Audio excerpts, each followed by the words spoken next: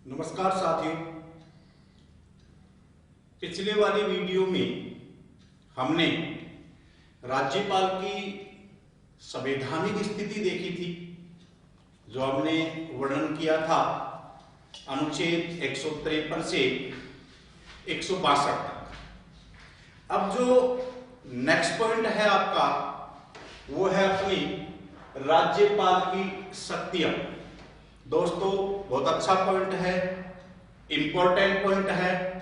देखिएगा, राज्यपाल की शक्तियों को अपन दो भागों में बांट सकते हैं। पहली है अधिनियमों के माध्यम से और दूसरी शक्ति है स्वविवेक। देखो, जब मैंने आपको अनुच्छेद 154 बताया था, जिसमें लिखा था राज्य की संपूर्ण कार्यपालिका की शक्ति राज्यपाल में निहित होती है एवं राज्यपाल उन शक्तियों का प्रयोग अनुच्छेद 163 के तहत दो प्रकार से करता है। एक अधिनियमों के माध्यम से और दूसरा है स्वविवेकीय शक्ति। यहां अधिनियम का अर्थ है मुख्यमंत्री एवं उसकी मंत्री परिषद के माध्यम से, और स्वविवेक का मतलब है कि जब वह स्वविवेक से शक्तियों का प्रयोग करेगा तो उसमें अधिनियमों की जरूरत नहीं होगी।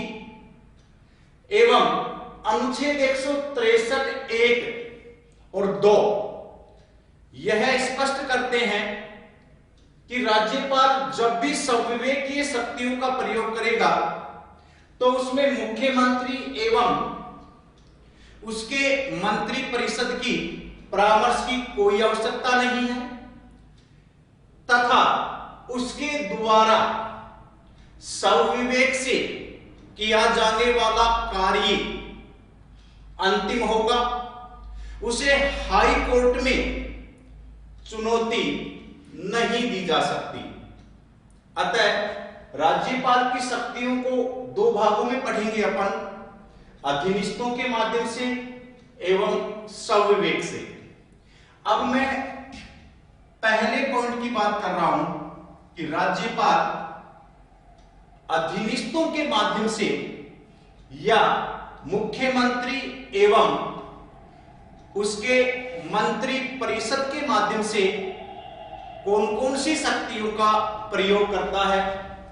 तो राज्यपाल में अधिनियमों के माध्यम से निम्न शक्तियां निहित हैं।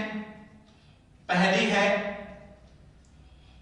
कार्यपालिका की शक्ति, दूसरी है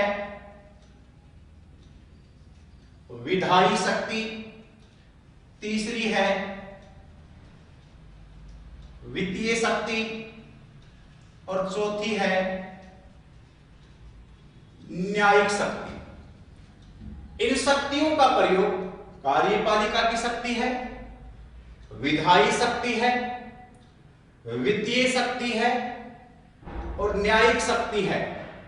इन शक्तियों का प्रयोग राज्यपाल मुख्यमंत्री एवं उसकी मंत्री परिषद के परामर्श पे करता है। अतः यहां पर डी बसु का एक कथन है, दोस्तों याद रखिएगा। डी बसु का कथन है कि राज्यपाल एवं राष्ट्रपति में शक्तियां बिल्कुल समान हैं, यानी राज्यपाल और राष्ट्रपति की स्थिति लगभग समान है, लेकिन आपातकालीन शक्ति एवं सैन्य शक्ति एवं कूटनीतिज्ञ शक्ति को छोड़कर आपातकालीन शक्ति, सैन्य शक्ति एवं कूटनीतिक की शक्ति केवल राष्ट्रपति में है, बाकी कार्यपालिका की शक्ति, विधायी शक्ति, वित्तीय शक्ति एवं न्यायिक शक्ति के संदर्भ में डीडी बसु कहते हैं कि राज्यपाल और राष्ट्रपति की स्थिति बिल्कुल समकक्ष है। अतः अब अपन पहली शक्ति का अध्ययन करेंगे जो राज्यपाल की है, कार्यपालिका की शक्ति।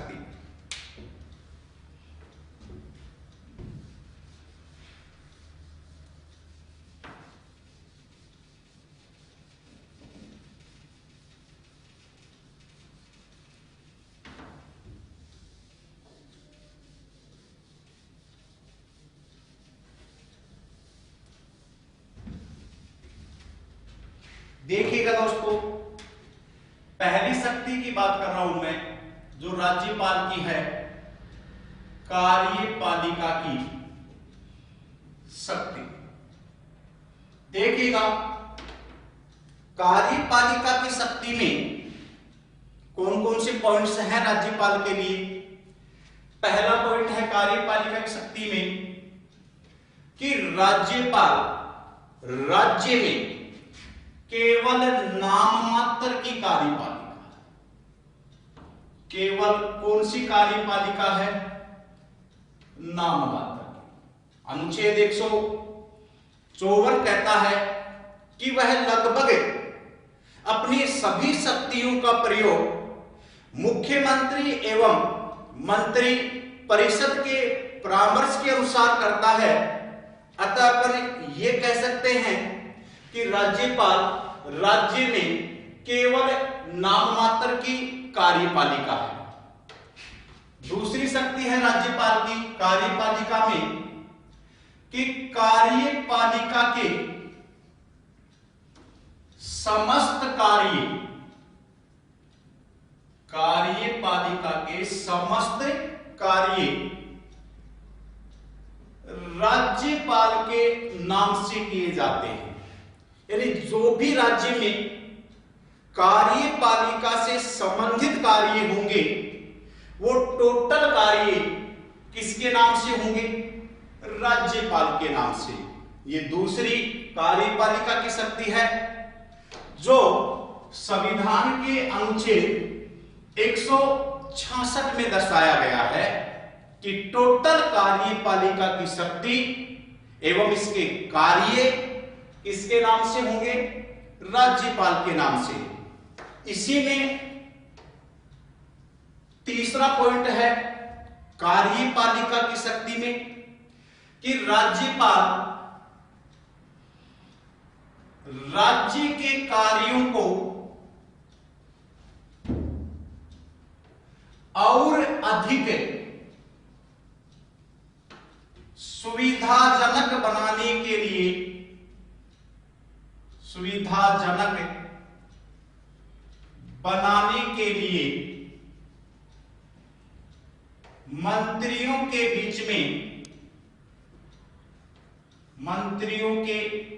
बीच में आवंटन ओब्लिक वितरण के नियम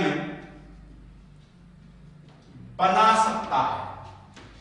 देखिएगा दोस्तों, ये जो तीसरा पॉइंट मैंने बताया है कार्यपालिका की शक्ति में कि राज्यपाल सीएम और उसकी मंत्री परिषद के परामर्श के अनुसार कार्य करता है और राज्य के कार्यों को, जो भी प्रशासनिक कार्य हैं, उन्हें और अधिक सुविधाजनक बनाने के लिए मंत्रियों के बीच उन कार्यों का वितरण कर सकता है, नियम बना सकता है, विभागों का आवंटन करता है।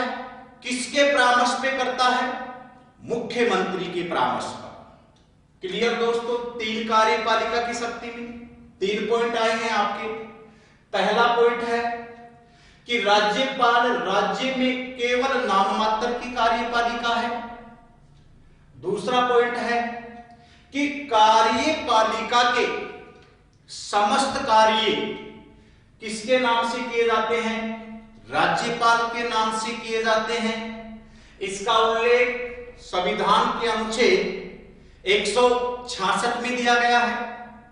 फिर 66 का ये एक और सब क्लोज है जिसमें कहा गया है कि राज्य के कार्यों को, जितने भी प्रशासनिक कार्य हैं, उन्हें और अधिक सुविधाजनक बनाने के लिए मंत्रियों के बीच नियमों का आवंटन है, वितरण है, कार्यों का वितरण है, वो भी कौन करवाएगा? राज्यपाल करवाएगा। ये 3 पॉइंट दोस्तों ध्यान रखेंगे आप। अब अपन बात करते हैं चौथे पॉइंट की कि और कौन सी कार्यपालिका की शक्ति है राज्यपाल में।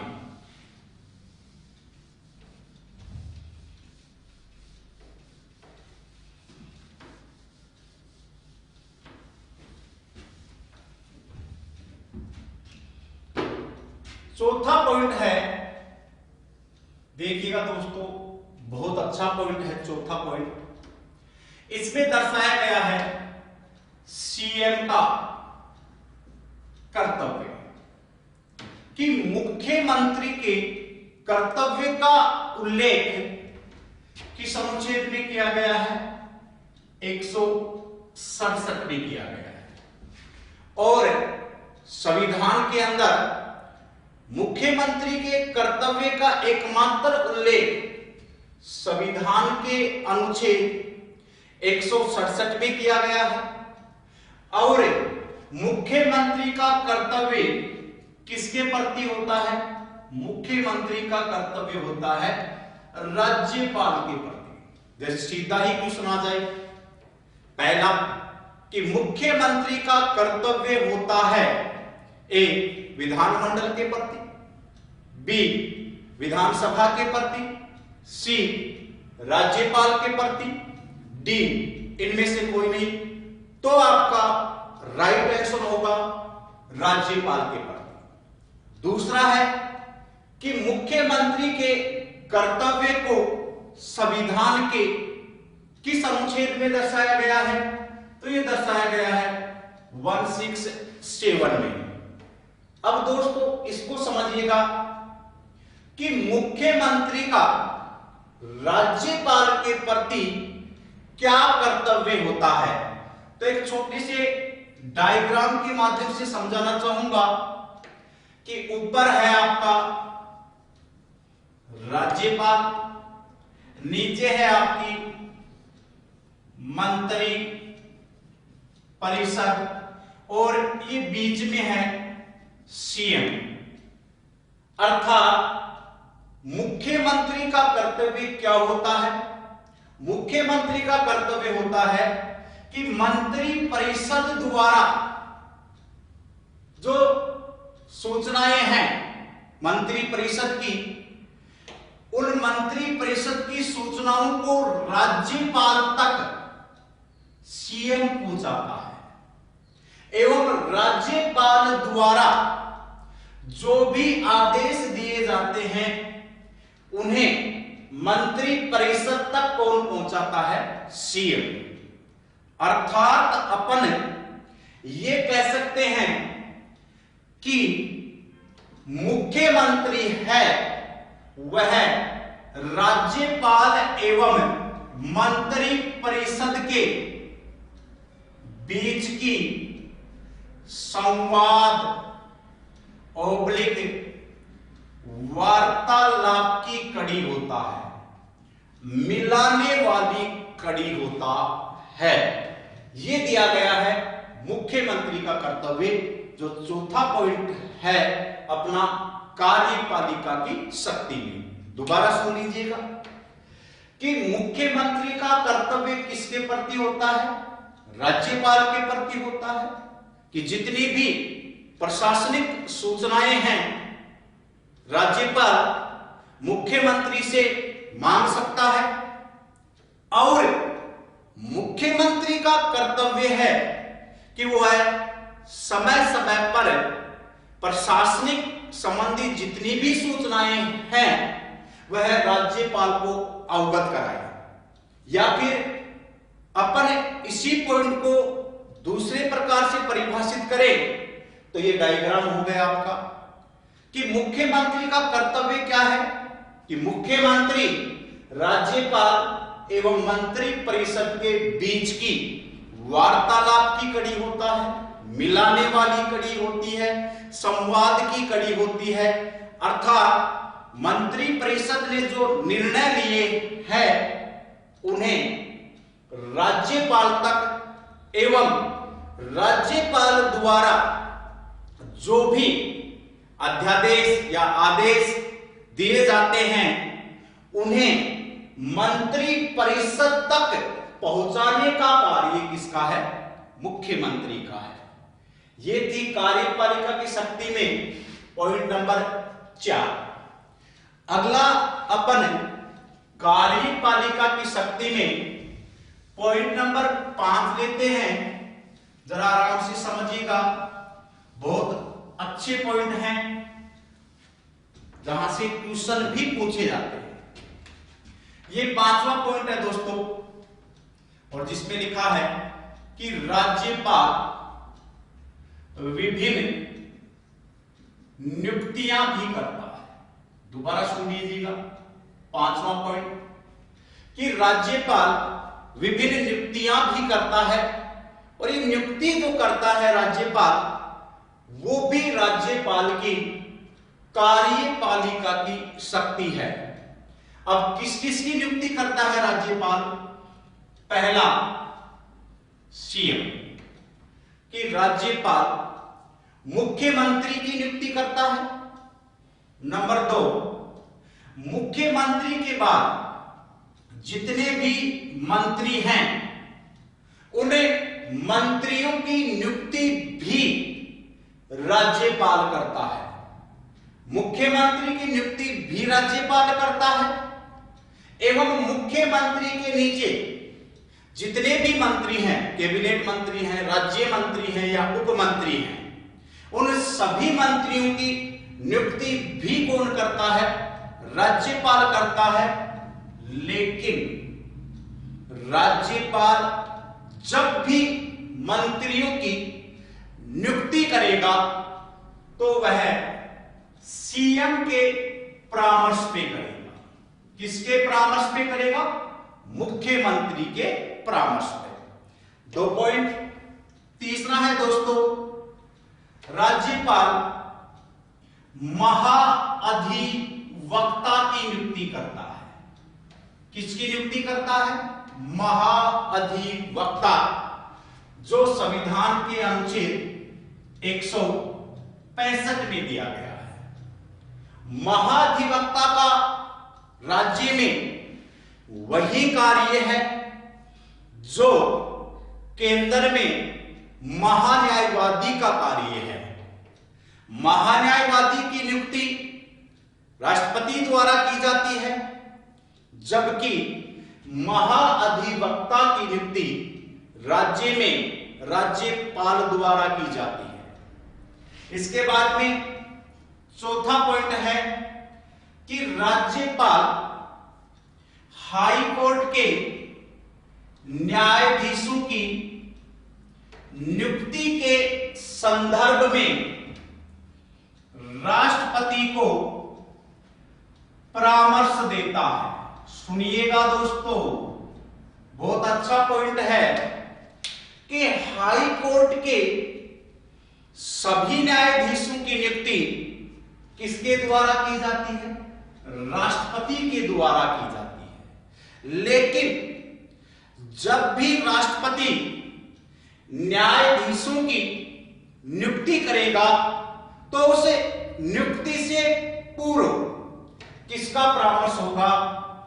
राज्यपाल का परामर्श होगा। यानी राज्यपाल के परामर्श पर राष्ट्रपति हाई कोर्ट के न्यायाधीशों की नियुक्ति करता है। इसके बाद 5वां पॉइंट है कि राज्यपाल, फिर सुनिएगा दोस्तों, यहां से बहुत अच्छा क्वेश्चन भी पूछा गया है हाल ही में जो आरपीएससी ग्रेड फर्स्ट हुई उसके अंदर, कि राज्यपाल छत्तीसगढ़, झारखंड, मध्य प्रदेश एवं उड़ीसा, छत्तीसगढ़, झारखंड, मध्य प्रदेश एवं उड़ीसा राज्यों में एक जनजातीय कल्याण मंत्री की भी नियुक्ति करता है। सुन लेना दोस्तों दोबारा, कि राज्यपाल 4 राज्यों के लिए, एक है छत्तीसगढ़, दूसरा है झारखंड, मध्य प्रदेश, उड़ीसा, इन 4 राज्यों के लिए एक जनजातीय कल्याण मंत्री की भी नियुक्ति करता है। और यह प्रावधान कौन से संविधान संशोधन से किया गया है, यह क्वेश्चन पूछा गया था। तो यह प्रावधान किया गया है 94वां संविधान संशोधन। छत्तीसगढ़, झारखंड, मध्य प्रदेश, उड़ीसा, केवल इन 4 राज्यों में जनजातीय कल्याण मंत्री का प्रावधान किया गया है। और ये कौन से संविधान संशोधन से हुआ है? 94 संविधान संशोधन से। ये था आपका 5वां पॉइंट। अब मैं 6वां पॉइंट ले रहा हूं, राज्यपाल की कार्यपालिका की शक्ति के संदर्भ में। सुनिएगा दोस्तों,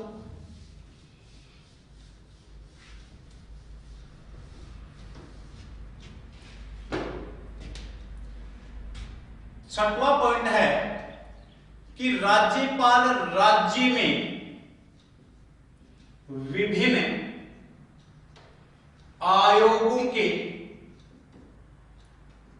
अध्यक्ष एवं सदस्यों की भी नियुक्ति करता है।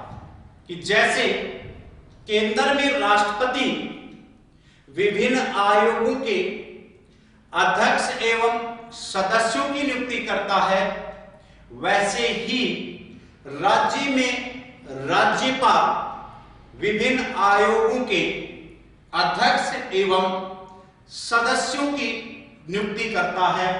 जिसमें मैं पहला पॉइंट बता रहा हूं, नंबर 1, जैसे राज्य वित्त आयोग, दूसरा है राज्य निर्वाचन आयोग, तीसरा है आरपीएससी राजस्थान लोक सेवा आयोग, चौथा है राज्य मानवाधिकार आयोग। यानी राज्य में जितने भी संवैधानिक आयोग हैं या गैर संवैधानिक आयोग हैं, उनके अध्यक्ष एवं सदस्यों की नियुक्ति किसके द्वारा की जाती है? राज्यपाल द्वारा।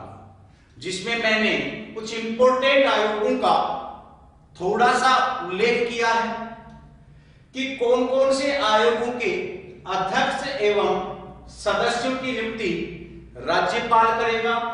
तो जैसे राज्य वित्त आयोग है, जैसे राज्य निर्वाचन आयोग है, जैसे आरपीएससी है, जैसे राज्य मानवाधिकार आयोग।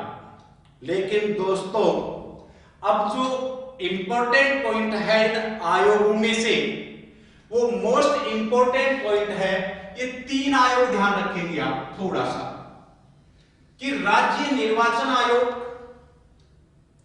आरपीएससी एवं राज्य मानवाधिकार आयोग, इन सभी आयोगों के अध्यक्ष एवं सदस्य की नियुक्ति राज्यपाल द्वारा की जाती है, लेकिन इन्हें हटाने का अधिकार, दोस्तों फिर सुन लो, नियुक्ति राज्यपाल द्वारा, लेकिन इन्हें हटाने का अधिकार केवल राष्ट्रपति के पास।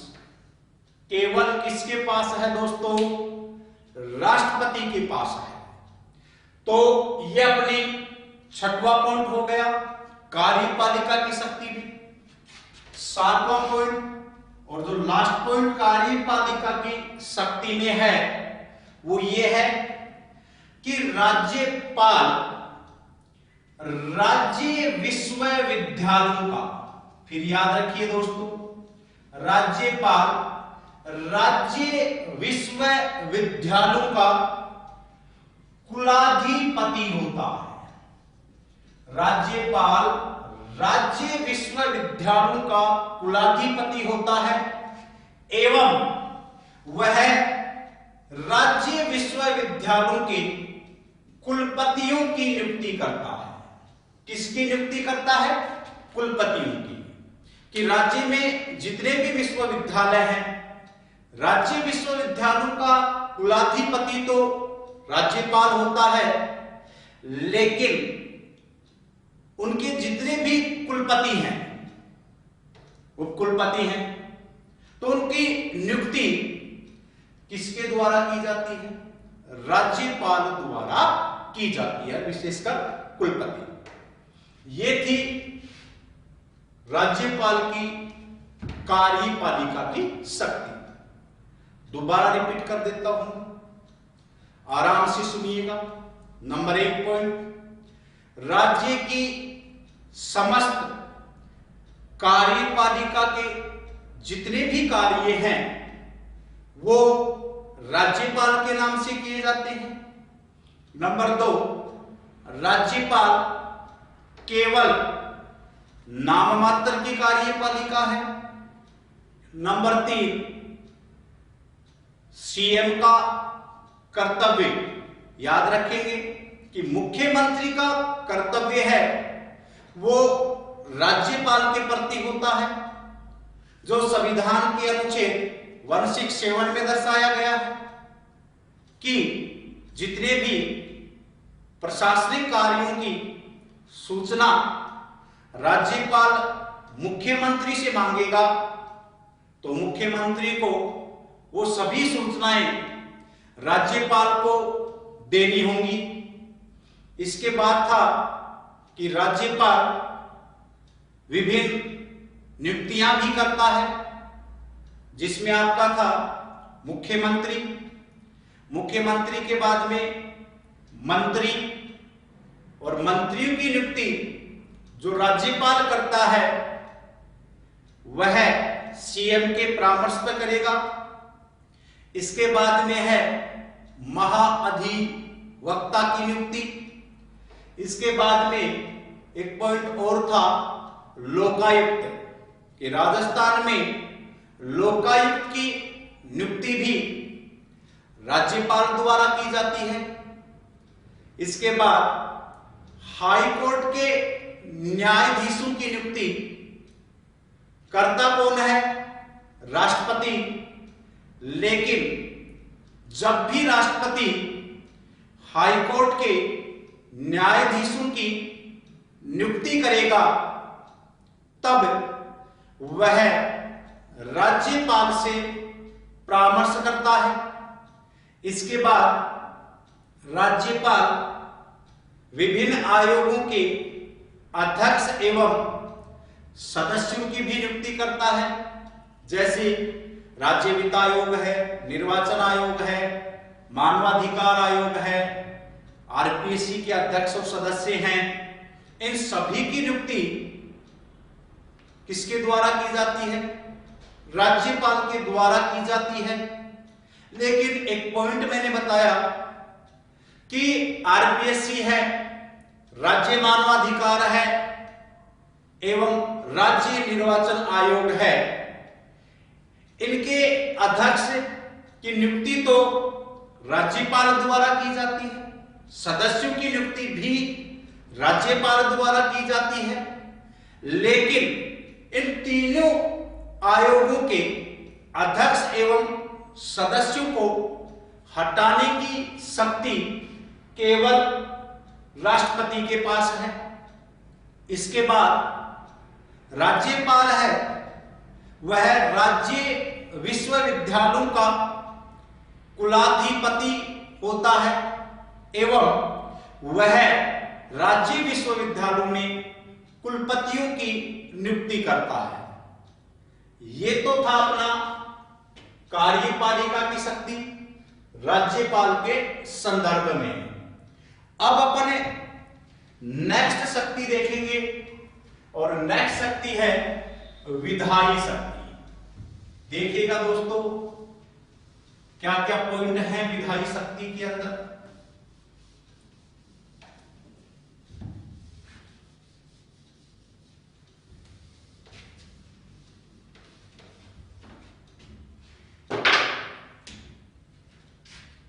दूसरी शक्ति है राज्यपाल की और वो है विधायी शक्ति।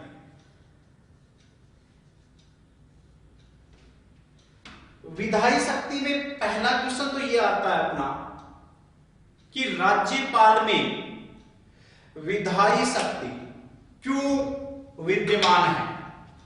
भाई विधायी शक्ति का मतलब क्या होता है? कानून निर्माण की शक्ति। अब अपना क्वेश्चन यह आता है कि राज्यपाल में विधायी शक्तियां क्यों विद्यमान हैं। तो विधायी शक्तियों के लिए अपन देखेंगे अनुच्छेद 168 और 168 में दर्शाया गया है विधानमंडल की संरचना। किसकी संरचना दर्शाई गई है दोस्तों? विधान मंडल की। और देखिएगा विधान मंडल में जो इसकी संरचना 168 में दर्शाई गई है वो क्या है कि विधान मंडल के 3 अंग होते हैं। विधान मंडल के कितने अंग होते हैं दोस्तों? 3 अंग। और 3 अंग कौन कौन से होते हैं? पहला है राज्यपाल, दूसरा है विधान परिषद और तीसरा है विधान सभा। देखिएगा राज्यपाल, विधान परिषद एवं विधान सभा से मिलकर विधानमंडल का निर्माण होता है। अतः अपन ये कह सकते हैं कि राज्यपाल विधानमंडल का एक अभिन्न अंग होने के कारण राज्यपाल में विधायी शक्ति विद्यमान है। अब विधायी शक्तियों की जो चर्चा अपन करेंगे वो करेंगे कल। अपना नेक्स्ट पॉइंट होगा राज्यपाल की विधायी शक्तियां। ओके, नमस्कार साथियों। राज्यपाल का पद केंद्र के अधीन है तो ये वाद आया यहां पे हरिगोविंद खुराना वर्सेस रघुकुल तिलक वाद। और इस वाद में स्पष्ट किया गया कि राज्यपाल का जो पद है वो केंद्र के अधीन नहीं है, वह अपने आप में स्वतंत्र पद है एवं संवैधानिक पद है। ठीक है दोस्तों, आज अपन यहां तक ही चर्चा कर पाएंगे, अनुच्छेद 155 तक। कल बात करेंगे अपन आगे के पॉइंट के ऊपर। धन्यवाद दोस्तों। ओके।